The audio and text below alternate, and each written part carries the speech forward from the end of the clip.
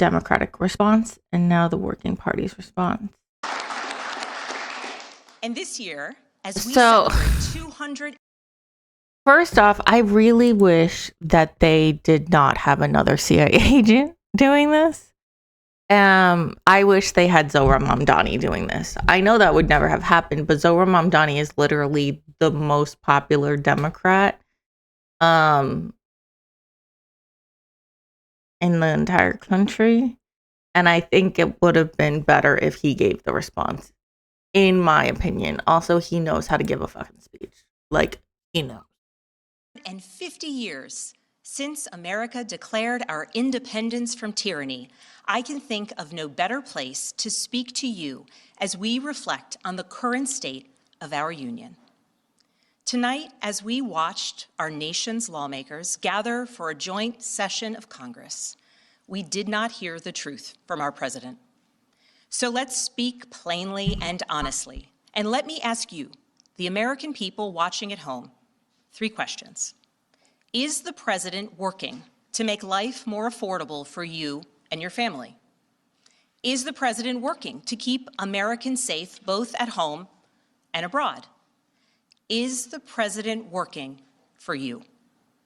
As I campaigned for governor last year, I traveled to every corner of Virginia, and I heard the same pressing concern everywhere.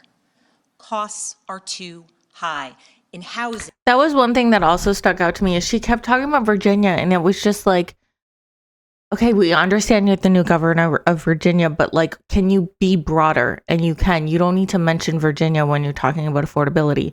All you could say is when I walk around, when I listen to the people, when I talk to my colleagues, every single one of us hears the same thing. Affordability is our number one issue. Like, you have to make it more open. And I feel like by just talking about Virginia, it was just a little too closed off. Healthcare, energy, and childcare. And I know these same conversations are being had all across this country. Because since this president took office last year, his reckless trade policies have forced American families to pay more than $1,700 each in tariff costs. Small businesses have suffered, farmers have suffered, some losing entire markets. Everyday Americans are paying the price. And even though the Supreme Court struck these tariffs down 4 days ago, the damage to us, the American people, has already been done. Meanwhile, the president is planning for new tariffs, another massive tax hike on you and your family. And Republicans in Congress, they remain. I don't know. I still think a lot of people don't know what a tariff is. And I think that was the perfect time to explain what a tariff is by saying they want to do another set of tariffs. And for those of you who don't know what a tariff is, this is what it is. Because I really think people still don't understand what a tariff is. They don't get that we, the consumers, are paying for it.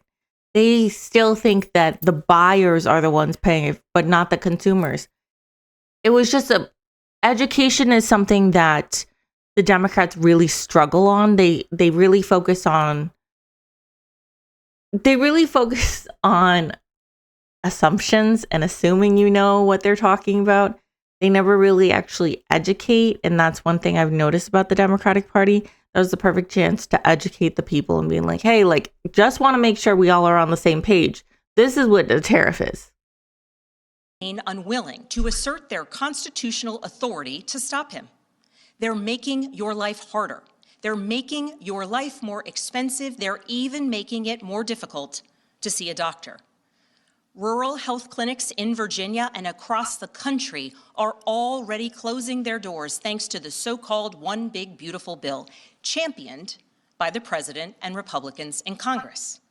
And tonight, the president celebrated this law, the one threatening rural hospitals, stripping healthcare from millions of Americans and driving up costs in energy and housing, all while cutting food programs for hungry kids. But here in Virginia, I am working with our state legislature to lower costs and make the Commonwealth more affordable. Okay, that's awesome. But like, this is a response for the entire country. the entire country is not doing that because we have different governors. This is what I mean by constantly bringing up Virginia. Like, I'm glad this is what you're doing for Virginia, but we, the people, want to hear less about your state and more about us as an entire country.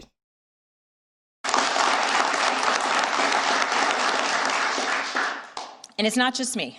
Democrats across the country are laser focused on affordability in our nation's capital and in state capitals and communities across America.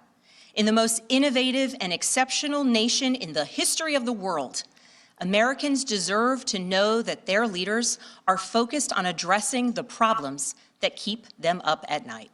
Problems that dictate where you live, whether you can afford to start a business or whether you have to skip a prescription in order to buy groceries.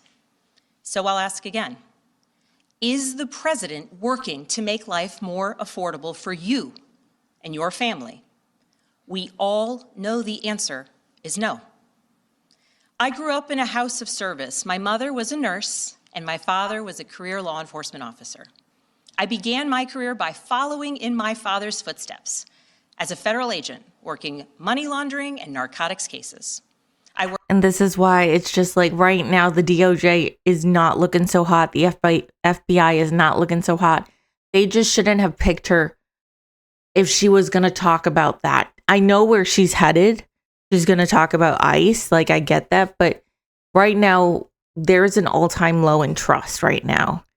And it's like, okay, you were with the FBI. Like, how can we trust you considering that right now things are being destroyed and there's no way we can know if we're ever going to get any trust back? I don't know. They should not have done 2 CIA agents back to back. Work side by side with local and state police to keep our community safe and to uphold and enforce the law. Law enforcement officers across the country know that it is a unique responsibility to do the serious work of investigating crimes, comforting victims, and making arrests. It's very interesting that she says this because it's like, you guys do know that social workers do all of that but make arrests. Like, social workers do investigate crimes. Hi, Linton. Social workers do investigate, do comfort. It's just very frustrating that she's not addressing that, like, at all. Like, I don't know. I just hate that the police are always the ones that are like, oh, they get so much love. And it's like, as a social worker, I'm like, we should get fucking love too. Are you serious? Hello? It's about building trust, and that requires an abiding sense of duty and commitment to community. And yet, our president has sent poorly trained federal agents into our cities where they have... That was the perfect time for her to say poorly trained known criminals like the man that was for the Florida Proud Boys, Enrique Tarrio, who databases have shown is a ICE agent. Like, that was the perfect in right there to say ICE agents are criminals too. Perfect in. But because the Democratic Party refuses to say abolish ICE, refuses to acknowledge that what they're doing is wrong, they're not going to say it. But that was the perfect in to say Enrique Tarrio is a criminal. ICE, they hire criminals. There's been charges on human trafficking against them. There's been charges against this, and this. Like, that was the perfect in. Have arrested and detained American citizens and people who aspire to be Americans. And they have done it without a warrant. They have ripped nursing mothers away from their babies. They have sent children, a little boy. So, again, education. She just said warrant. Though that word is very broad. As we know, there's 2 types of warrants. There's a judicial warrant and an administrative warrant. What we know is ICE is using administrative warrants to say we can arrest you, we can barge into your homes, we can do all A, B, and C. This was the perfect time to just say judicial warrant. I know these are little things, but these little things mean big to people who do not know so they can research it, because a lot of people are listening to this speech hoping for change, hoping for the Democrats to fight back. And that is the perfect chance to educate people at the same time. You educate people little inch by inch, inch by inch. I know it sounds kind of wild. It's like, okay, like a warrant's a warrant. But because of how ICE is using just the broad term warrant, you have to be specific so people know what to actually Google, and so they know what a judicial warrant looks like compared to an administrative warrant. In a blue bunny hat, children to far off detention centers, and they have killed American citizens in our streets. And they have done it all with their faces masked from accountability. Every minute spent sowing fear is a minute not spent investigating murders, crimes against children, or the criminals defrauding seniors of their life savings. Our president told us tonight that we are safer because these agents arrest mothers and detain children. Think about that. Our broken immigration system is something to be fixed, not an excuse for unaccountable agents to terrorize our communities. Liberals make me sick to my stomach with this type of shit. They actively run cover for the fascists while pretending to advocate against it. And that's what's the problem with the Democratic centrists.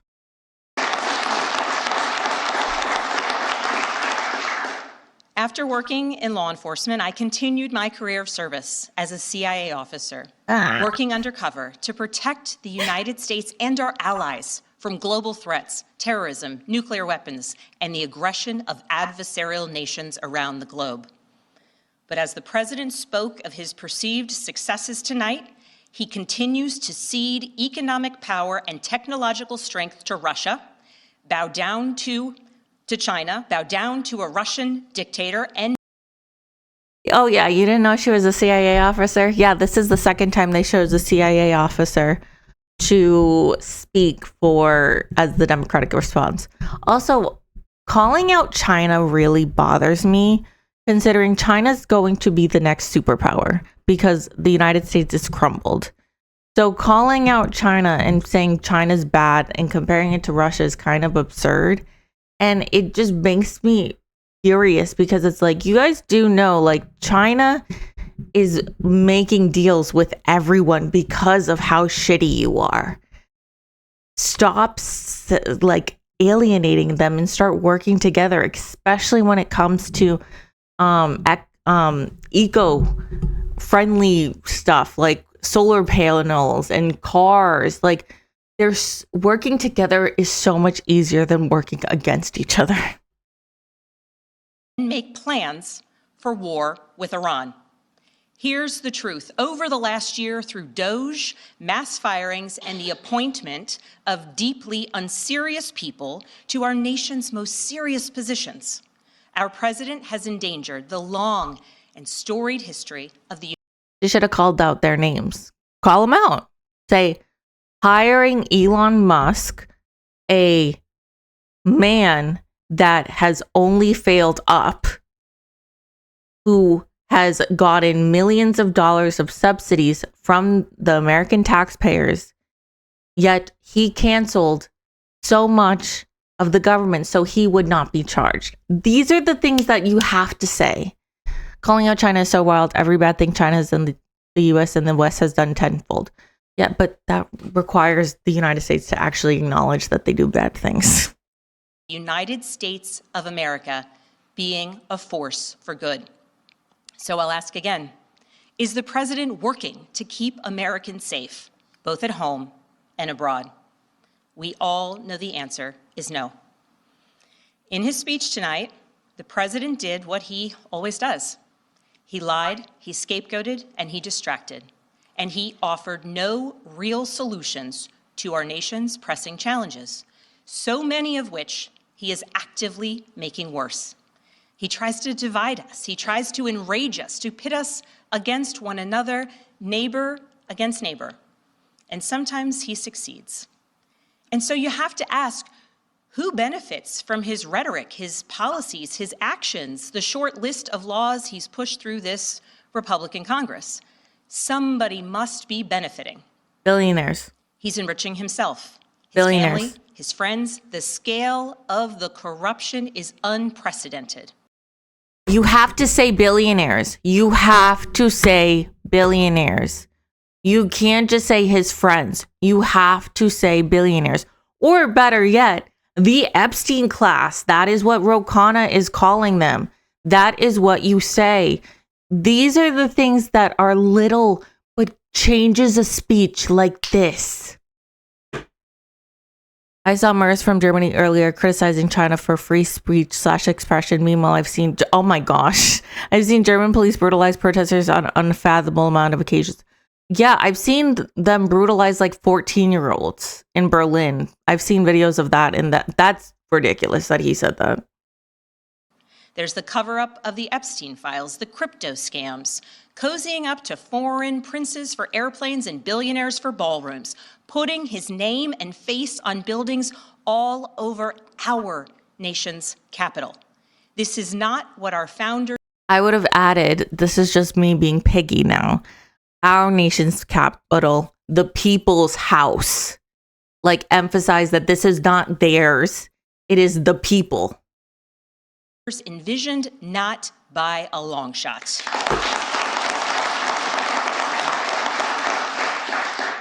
So I'll ask again, is the president working for you? We all know the answer is no. But here's the special thing about America. On our 250th anniversary, we know better than any nation what is possible when ordinary citizens, like those who once dreamed right here in this room, reject the unacceptable and demand more of their government. We see it in the determination of students organizing school walkouts all across the country, whose voices are becoming so powerful that the governor of Texas seeks to silence them. We see it in the bravery of Americans in Minnesota standing up for their communities, from peacefully protesting in sub-zero temperatures to carpooling children to school so that their immigrant parents are not ripped away from them in the parking lot. As a mother of 3 school-aged daughters, I am inspired by their bravery, but I am sickened that it is necessary. And Americans across the country are taking action. They are going to the ballot box to reject this chaos. With their votes, they are writing a new story, a more hopeful story. In November, I won my election by 15 points. This part is where I get frustrated. Also criticizing China for fairness because they're not importing as many German cars now. I thought the neolibs loved a free market. Maybe they should try actually competing with BYD. Yeah. I don't like this part because it's like, you have another option. We're not going to do anything, but the Democrats have another option. And the option is just choose Democrat. I'm not going to tell you any policies. I'm not going to tell you what I'm going to do. But we're the better option. That's why I don't like this next part. And we won 13 new seats in our state legislature. Because voters decided they wanted something different. Our campaign earned votes from Democrats, Republicans, independents, and everyone in between. Because they knew as citizens they could demand more, that they could vote for what they believe matters, and that they didn't need to be constrained by a party or political affiliation. This is happening across the country. New Jersey elected Mikey Sherrill as governor in a double-digit victory. Democrats flipped state legislative seats in places like Georgia, Iowa, Mississippi, and Texas. The list goes on and on. Ordinary Americans are... Not mentioning Mamdani here is a big fucking mistake, especially considering he is hands down the most popular Democrat in the nation. Stepping up to run in the spirit of our forefathers. They are running to demand more and to do more for their neighbors and communities. I know this story well. I first ran for office in 2018 alongside dozens of other Democrats who did the seemingly impossible, flipping 41 seats in Congress. In my case, I was the first Democrat elected in 50 years, swinging our district 17 points. Those who are stepping up now to run will win in November because Americans, you at home, know you can demand more and that because you have another option. Like that's the kind of saying. It's like there's just another B because we only have a two-party system. I hope the DSA entirely eclipses the party.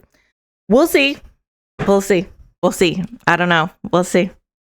We are working to lower costs. We are working to keep our communities and our country safe, and we are working for you.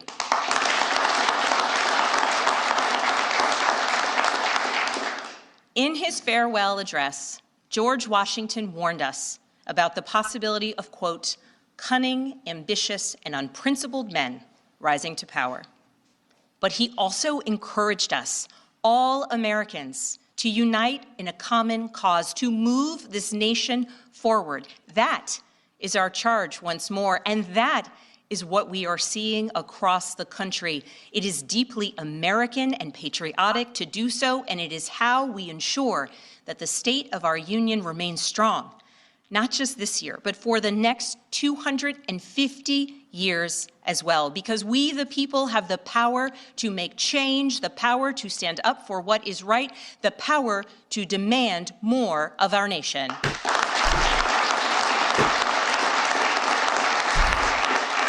May God bless the Commonwealth of Virginia, and may God bless the United States of America. It was okay. It was an okay speech.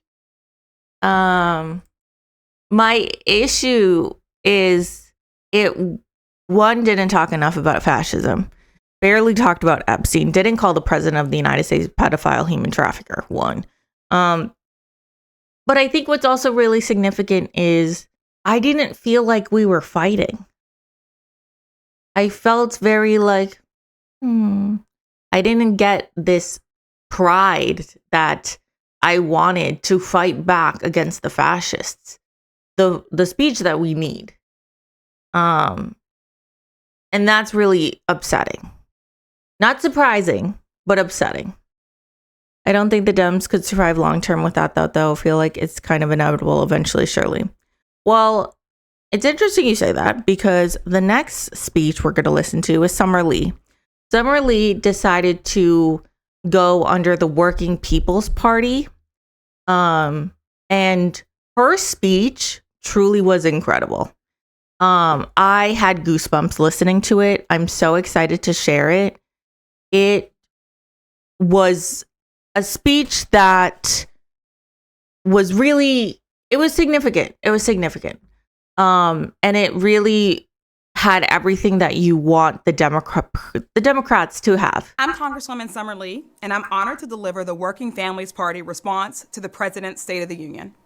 The Working Families Party is the political party for working people, not the bosses, not the big dollars. I'm proud to be a part of a movement that is built for and by the people. So let's start with a simple truth. What we are witnessing from our government is authoritarianism. Any response that doesn't acknowledge that truth is a disservice to Americans who deserve and need honesty right now. I listened to Donald Trump's speech tonight. While Trump and his friends profit off his presidency, he's gaslighting us. He wants to convince working families that we're better off under his regime. But we know the truth. Our country is in crisis. Right there, regime. A word means everything. Democrats are saying administration. She's saying regime because it is a fascist regime. Words matter, and these are the types of words that regular, everyday Americans are calling the Trump regime. But Democrat centrists refuse to say. That is why it's so refreshing. It's like, yes, they are using the same words as me. I feel seen, finally. I feel heard. Millions of Americans, affordability is out of reach. Trump has driven up the unemployment rate, cutting thousands of federal jobs across the country. Everything he does is making Americans less safe at home and abroad. He's bringing us to the brink of wars in the Middle East and South America. And at home, ICE agents are hunting down human beings and cities are under siege. The FBI is raiding election offices in Georgia.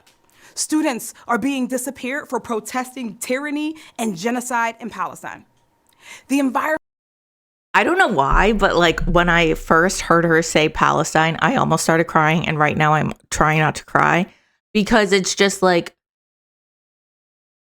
we have been told to shut the fuck up about a genocide for the past 2.5 years.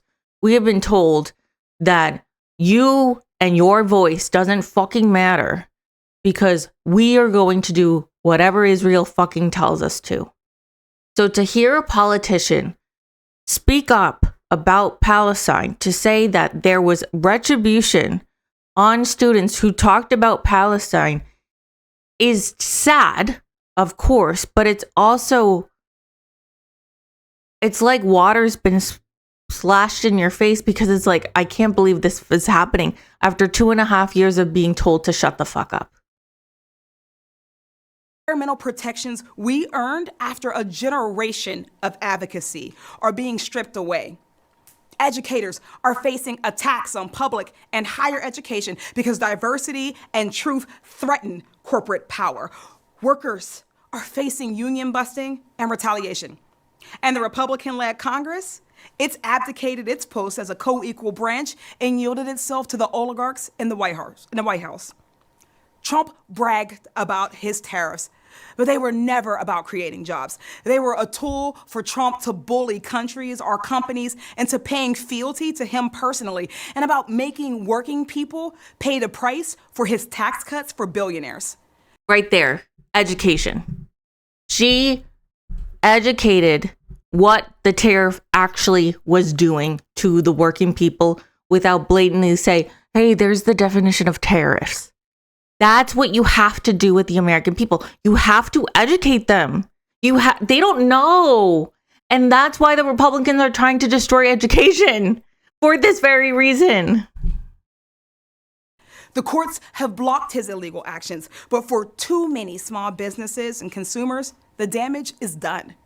He played up his tax cuts, but forgot to mention that it's $1 trillion giveaway to the wealthiest and well-connected. He talked a big game about banning stock trading, but wants to exempt himself so he can keep on cashing in. The state of the union is dire. We can't afford to believe Trump's lies, and we have to pay attention to his actions. This is not a normal time, and our response to it can't be politics as usual. Trump's speech wasn't a list of accomplishments. It was more like an obituary for the country working people built and a celebration for the billionaires who want to strip it for parts. An obituary for our right to vote, for the ability to make rent or the chance to own a home, for good jobs with the right to organize and strike and stick up for each other. Trump's policies are hurting our communities. Working people feel it every single day. We certainly feel it where I come from in Western Pennsylvania, where I was born, raised, and now represent in Congress. I know what it's like to come from a working class background, to be burdened by student debt, and to witness our communities be neglected time and again. I ran for office because I wanted to make sure the marginalized and unheard voices of my district had representation. Special interests and dark money went hard against me, and still we won. In my district, Pennsylvania's 12th, people work way harder than their paychecks and bank accounts will ever reflect. It's a place where teachers and nurses like my sister show up, even when they're exhausted. Where steel workers carry the pride of generations in their hands, and where restaurants... See the difference?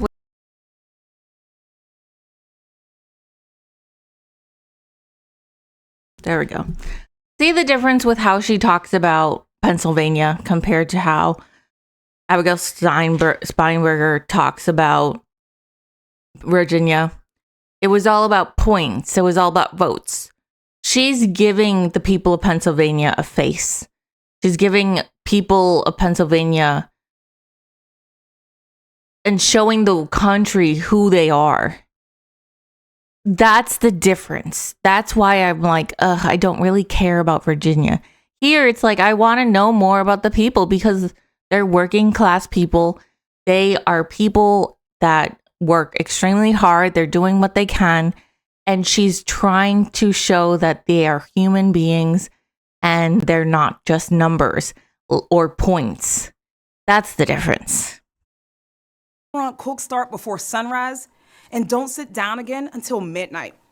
And where childcare workers do some of the hardest work in America and still struggle to pay the rent. We have world-class hospitals, yet people can't access the care they need. Insurance companies drive families into bankruptcy. Parents work 2 jobs and still can't afford childcare. Patients ration medicine just to make it to the end of the month. No matter how hard we work, we continue to struggle. That's the real state of our union. This is not an accident. Trump is failing all of us, but he is not failing everybody. Trump promised to lower our costs. Instead, he gave $1 trillion in tax breaks to the 1% while cutting your Medicaid and SNAP by $1.1 trillion. Again, education. Before, they just said he cut X. Like, there was no numbers. People need to hear how much he cut. People need to hear how much tax breaks that the million and billionaires got. That's why she was very specific with the amount and the numbers to say for each. So people are educated and understand how much fucking money the billionaires and millionaires got and how many people are going to lose their health care and their SNAP benefits because of all the money being cut. These are so important. It's little things. They're so minor. You don't think much of it, but just imagine people who watch Fox News all the time and people who watch Newsmax and they hear little clips like that. They're going to start researching. They're going to pipe up their interest. Someone who's apolitical hears this and is like, wait, what? I didn't hear about this. CNN's not talking about this. Wait, what are they doing? This is how you plant the seed. In the Commonwealth of Pennsylvania alone, 300,000 people are going to lose Medicaid within the next year. He promised us public safety, but we have an FBI director who's focused on flying on private jets to concerts and hockey games using our tax dollars. Trump promised accountability and transparency, but his DOJ is violating our subpoena, protecting pedophiles and burying documents that name him in the Epstein files. He said he'd make government more efficient, but now seniors can't get anybody on the phone to explain why their Social Security payments stopped. While Americans' bank accounts are being drained, Trump and his family have gained billions of dollars from foreign payments and corrupt oligarchs. And while our hearts break for children trapped in ICE detention, Palantir gets to walk away with $1 billion contract. That was huge, her mentioning Palantir. Because people know Palantir. People fucking know Palantir, and people are not with it with Palantir. It's corporate greed and profiteering, and it's a moral failure. We live in the wealthiest country in the world, yet corporate profits grow and wages don't. The stock market may be helping CEOs, but it does nothing for working people's pocketbooks. The portfolios of AI moguls that see no place for you and me in their future might be growing, but not as fast as the unemployment rate for Black women that's up 20% just from last year.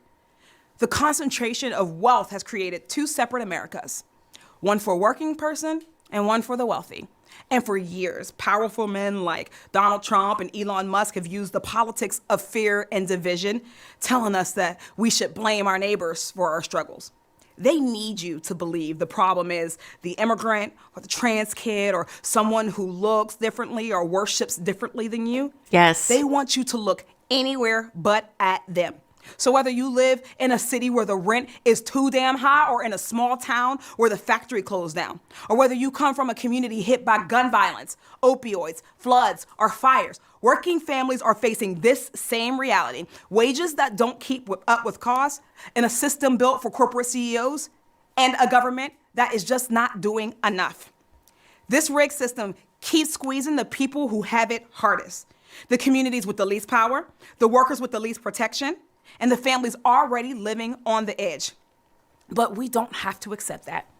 The rich, connected, and well-protected may want us to believe this has to remain the status quo, but we can work to make things right. Yes. We've seen working people come together from the civil rights movement to the creation of labor unions to change this country for the better, despite powerful opposition. So right now, we need bold policy proposals that meet this moment. We can build an America that works for the many and not just the money. An America where you can actually afford a home, where healthcare is guaranteed, with affordable childcare and education, with paid family and medical leave, and jobs with a union standard. We can create a just and humane immigration system. And let's be clear, you can't reform oppression or hatred. Yes. You must abolish it. Yes. We can have environmental policies that put the health of our people and our planet over the profits of oil and gas executives. We can fund education instead of endless war and genocide in Palestine or Sudan or anywhere else in this world. That vision is not radical. It is the bare minimum required for a healthy democracy and for people to pursue happiness and live with dignity. Imagine what it would mean if healthcare wasn't tied to your job, and where you can see a doctor without checking your bank account first. Yes. Or no parent ever rationing insulin. No family starting a GoFundMe to survive cancer. Medicare for All doesn't just save money. It saves lives. It keeps families out of bankruptcy. Imagine a national jobs program that guarantees dignified union work. Rebuilding roads and bridges, caring for seniors and children, installing clean energy, building affordable housing. No more telling young people there's nothing here for you, or no more small towns hollowed out and just forgotten. A good job does more than pay the bills. It builds pride and community. Imagine childcare that doesn't swallow half your paycheck, and paid leave that allows you to heal, to bond with your newborn, or to care for a parent without risking your livelihood. When people have the basics secured, stress goes down, small businesses grow, families stay together, and democracy actually works because people aren't trapped in survival mode. When the foundation is strong, people can breathe again. We, the people, need this. We need a healthy democracy and systems that work for us. We can have this now. Don't let anybody tell you we can't afford it. We somehow find endless money for ICE, for private prisons to Yes. warehouse Black and brown people, and for bombs to be sent abroad. But we're told healthcare and childcare are too expensive. Exactly. And when we begin questioning those priorities, the powerful try to divide us once more. But that old playbook is losing its grip. When Trump returned to the White House for a second time, too many institutions surrendered. But ordinary people stood up. When federal immigration agents invaded Los Angeles and Minneapolis, when they killed Keith Porter and Renee Good and Alex Preety, people didn't stand by. They stood. A lot of people forget about Keith Porter. Keith Porter was the first American citizen that was murdered by an ICE agent. He was murdered on New Year's Eve at his apartment by an off-duty ICE agent. People don't know that. And people think that Renee Good was the first. But in actuality, it was Keith Porter. But because it wasn't so out in the open, and because the ICE agent was off duty, it didn't get as much coverage as it needed to get. Together, protesting, documenting abuses, building mutual aid networks, demanding that ICE gets out of their communities and that Congress not give them another penny. I believe the American people deserves leaders who are as brave as they are, who will wake up every morning ready to fight like hell. This year, we can flip Congress against Trump and against this rigged status quo, but we can't do it by electing more of the same. The Democratic Party is at a crossroads. On one side are millions of working people demanding bold action, lower costs, higher wages, Medicare for all. On the other side are corporate donors and consultants who are terrified of upsetting the very interests that rigged this economy in the first place. Yeah. That tension shows up in watered down bills and speeches that sound bold but govern small. There we go. go. You can't promise relief while protecting corporations driving up the prices. You can't stand with labor while taking checks from the union-busting CEOs. And you cannot defeat MAGA while keeping billionaires comfortable. In other words, you can't serve two masters. This is exactly where you call out the Democratic establishment. And that's what she's doing. That's why the Working Families Party exists, to help us bring bolder people into government who better reflect the vision of working people. Look at Congresswoman Delia Ramirez, a daughter of Guatemalan immigrants in Chicago who expanded Medicaid, built affordable housing, and protected people from eviction as a state legislator before bringing that same fight to Congress. Or Congresswoman Latifah Simon, who works for more than 30 years helping survivors of violence and trafficking. Now she's here in Congress to push for affordable housing and transit that connects people and that helps them get to work, and for an economy that doesn't treat Black and brown communities as disposable. Look at New York City Mayor Zohran Mamdani, who took on Andrew Cuomo and his corporate backers and won. He led a movement of renters, young people, and working families who had been told their voices did not matter. He proved that when you show up, when you speak clearly about how to meet people's basic needs, the people respond. And now look at New Jersey's newest Democratic nominee, Ana Lilia Mejia. She started her race at 5%. She was outspent 10-1, and she still won because she outworked party bosses and billionaires. And as a former director of the New Jersey Working Families Party, she had a record of delivering, raising the minimum wage, guaranteeing paid sick days, and defending voting rights. And there is more of this to come. Our democracy does not work when big money owns politicians. Americans are sick of a corrupt elite few causing all this harm.